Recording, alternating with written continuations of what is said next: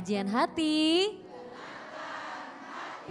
Sudah ada Mbak Niken di sini yang mau langsung tanya sama AA. Silakan Mbak. Assalamualaikum warahmatullahi wabarakatuh. Saya mau bertanya Ustadz. Perkenalkan, nama saya Niken, saya berasal dari kota Bengkulu. Keberadaan saya di sini, saya bisa dari orang tua, maksudnya memilih hidup mandiri, tinggal di Jakarta. Di sini saya mau menceritakan pengalaman saya. Di sana saya mengenal cinta yang salah, sehingga saya dirugikan. Kesucian saya diambil dari pacar saya. Di situ saya sangat hancur, sehingga saya memilih untuk mentatokan badan saya, dan pelarian saya pergi dari rumah dan membuat orang tua saya sangat marah Ustadz. Dan di situ selanjutnya saya memilih untuk hidup mandiri sebagai seorang DJ. Dan saya merantau selama saya meng-DJ, saya bertemu lagi dengan cinta yang salah. 3 tahun saya menjalankan hubungan itu, udah mau serius, cuman ini Ustadz terkendala dari keluarganya. Dan selanjutnya saya merantau menjadi DJ. Di situ saya sempat jenuh Ustadz. Saya ingin keluar dari lingkungan itu, tapi muter-muternya di sana saja. Sekarang hubungan dengan orang tua seperti apa? Kepada orang tua baik-baik aja Ustadz, cuman kurang komunikasi saja. Tapi pernah coba untuk cerita enggak Mbak sama orang tua atau sama keluarga? Atau memang dari Mbaknya sudah ada barrier, sudah narik diri untuk nggak mau cerita gitu? Nggak mau cerita. Karena apa? Saya nggak mau ada masalah di rumah gitu. Sedangkan saya harus menceritakan dengan orang yang udah mengecewakan, apa yang merenggut kesucian saya. Ingin minta maaf gak sama orang tua? Ingin. Kalau ada kesempatan, ayah ibu menyaksikan apa yang ingin disampaikan kepada ayah dan ibu. Sebagai anak cuma bisa minta maaf. Dan insya Allah menjadi pribadi yang baik, yang bisa diterima di keluarga, mendapatkan jodoh yang baik, yang bisa mengarahkan yang lebih baik, tanpa harus mengemis cinta Ustaz.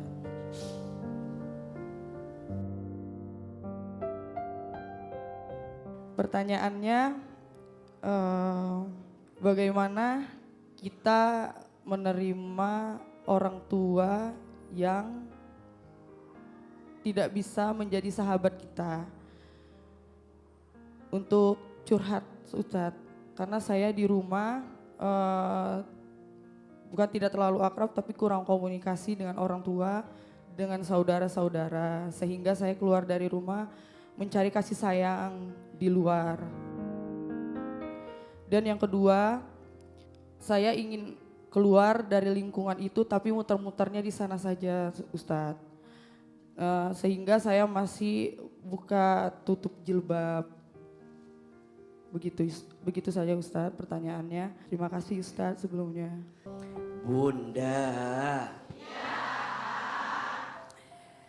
tidak mudah kondisi beliau karena hubungan beliau dengan orang tua sejak kecil mungkin tidak dekat. Kurang bonding, kurang ada engage yang kemudian menyebabkan beliau memilih jalan yang jalan itu pada akhirnya mengantarkan kepada sesuatu yang tidak baik. Maka ada beberapa poin yang ingin Ahilman sampaikan. Satu, pesan untuk kami semua setiap orang tua harus punya hubungan yang baik dengan anak. Sesibuk apapun kita, sebanyak apapun urusan kita, ingat bahwa anak itu butuh orang tua. Betul? Saya sebagai seorang ayah, para ayah di luar sana, kita bukan hanya sekedar ATM berjalan. Yang kalau butuh uang baru minta sama ayah, bukan. Tapi lebih dari itu, ayah adalah teladan. Ayah adalah portofolio terbaik yang harus hadir di keluarga untuk membawa dan mengarahkan keluarga kepada kebaikan. Maka sesibuk apapun, pastikan kita punya waktu sehingga hubungan kita terjaga dengan anak-anak kita. Betul apa betul? Ibu juga sama. Ibu harus jadi tempat berteduh yang paling nyaman, tempat bersandar yang paling nyaman buat anaknya. Jangan sampai ketika anak punya masalah, dia mencari keluar rumah. Karena di rumah orang-orangnya tak bisa dijadikan tempat terbaik untuk dia bersandar. Bandikan terima kasih sudah ngasih pelajaran untuk kami orang tua agar bisa lebih dekat dengan anak. Yang kedua, Bandikan untuk semua yang sudah terjadi, tentu itu adalah kesalahan yang sangat besar. Bertaubat kepada Allah. Sesungguhnya Allah Maha Pengampun, sesungguhnya Allah Maha Pemaaf. Sebanyak apapun dosa kita, selama kita bertaubat, Allah pasti ampuni dosa-dosa kita.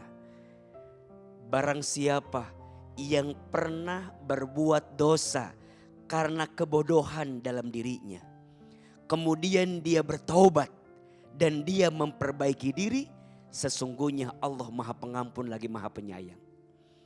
Untuk semua dosa, siapapun yang pernah berdosa, jangan pernah tenggelam dengan setiap dosa yang pernah kita lakukan. Di dalam ayat yang lain, Allah Subhanahu wa taala menyampaikan, "Walillahi ma fis samawati wa ma fil ard. Yaghfiru liman yasha wa yu'adzibu man yasha.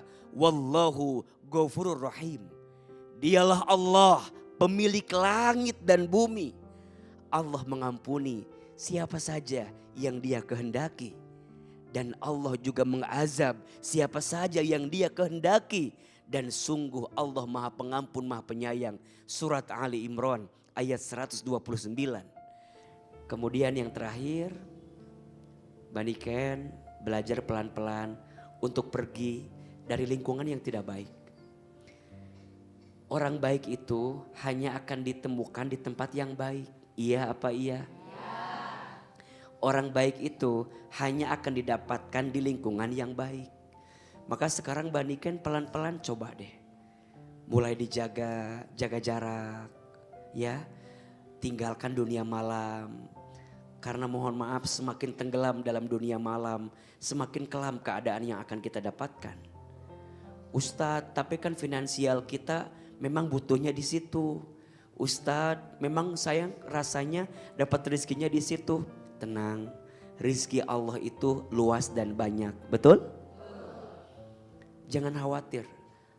Selama kita hidup, selama itu Allah masih berikan pintu rezeki untuk kita. Inna ahadakum lan yamuta hatta yastakmila rizqahu. Sesungguhnya Allah akan menghadirkan kebaikan untukmu siapapun. Selama engkau hidup dan belum dimatikan di dunia ini, maka selama itulah catatan rezeki Allah siapkan untuk kita. Maka bismillah, pelan-pelan kita tinggalkan sesuatu yang tidak baik. Karena sesuatu yang tidak baik tidak akan pernah mengantarkan kebaikan. Tapi sesuatu yang baik akan mengantarkan kebaikan untuk kita. Bunda, kajian hati. Sekarang kita kasih kesempatan untuk penanya di sini. Bismillahirrahmanirrahim. Assalamualaikum warahmatullahi wabarakatuh. Perkenalkan, nama saya Asya. Saya dari Ciampea. Izinkan saya bercerita, Ustadz. Jadi saya pernah menjalin hubungan dengan seseorang laki-laki selama kurang 1 tahun lebih. Tapi setelah kami mau ke jenjang yang lebih serius, orang tua dari pihak laki-laki tidak merestui. Karena dari segi ekonomi keluarga saya kurang mampu. Mungkin nggak setara gitu Ustaz dengan keluarga dia gitu kan.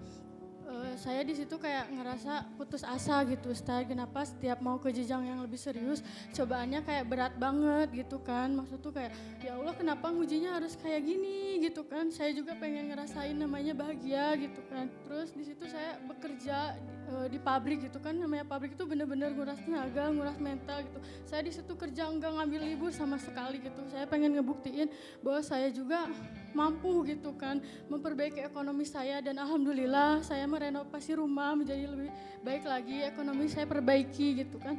Tapi tetap saya kayak ngerasa kecewa gitu sama Allah. Jadi pertanyaan Ustadz, bagaimana caranya apa benar cara saya itu salah, dan bagaimana caranya saya menghilangkan rasa trauma yang saya alami gitu biar saya bisa nerima laki-laki yang ingin hadir di hidup saya gitu Ustadz. Udah. Bunda. Ya. Yang nyakitin kita manusia, kenapa yang dijauhin Allah? Maka mohon maaf untuk semua luka hati yang pernah kita rasakan, pelan-pelan sembuh, caranya dengan sembah kepada Allah. Jangan hancur lebur karena manusia, pilih dan pulih bersama Allah, sembah dan sembuh di jalan Allah. Teteh, kalau dia memang tidak ditakdirkan sebagai jodoh kita, teteh jangan ngerasa bahwa laki-laki cuman dia. Terlalu berharga hatimu sayang untuk hanya diisi sama dia. Betul apa betul? Coba lapangin hati. Ya sudah, mungkin dia bukan jodoh kita. Teteh masih muda, betul? Teteh masih punya kesempatan bertemu dengan yang lain. Jangan gara-gara satu orang yang menyakitimu, lantas menyimpulkan semua orang menyakitimu. Enggak gitu caranya.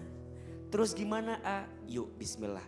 Untuk yang sudah terjadi kemarin, jadi pelajaran. Teteh pantaskan diri biar nanti lebih dihormati. Teteh naikin kapasitas diri biar nanti bisa setara dengan apa yang kita inginkan. Betul? Kesempatan terbaik saat kita direndahkan oleh manusia, karena sesungguhnya kita sedang akan dimuliakan oleh Allah Subhanahu wa taala.